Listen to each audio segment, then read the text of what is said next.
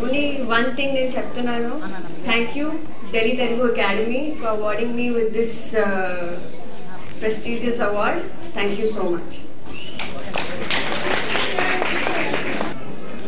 Camera ముందు అనర్గళంగా మాట్లాడమంటే మాట్లాడతాం కానీ జనాల ముందు మాట్లాడాలంటే కొంచెం తడబాటే అవుతుంది. మొత్తానికి ఈ 20 years పోయింది ఈ ప్రొఫెషన్లోకి వచ్చి జర్నలిజంలో.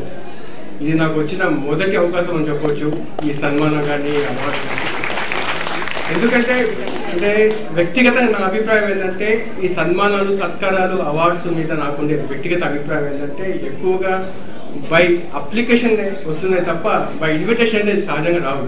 కాబట్టి ముందు నుంచి ఈ అవార్డు దీనికి అంతా నేను చాలా దూరంగా ఉంటాను.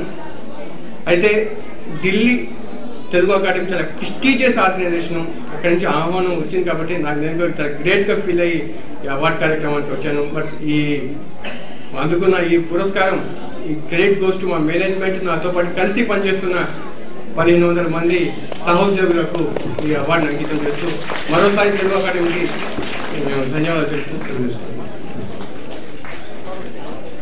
మహారాజులందరికీ కూడా మీ అందరి పర్మిషన్తో కొంచెం మాట్లాడాలనుకుంటున్నానండి. So hello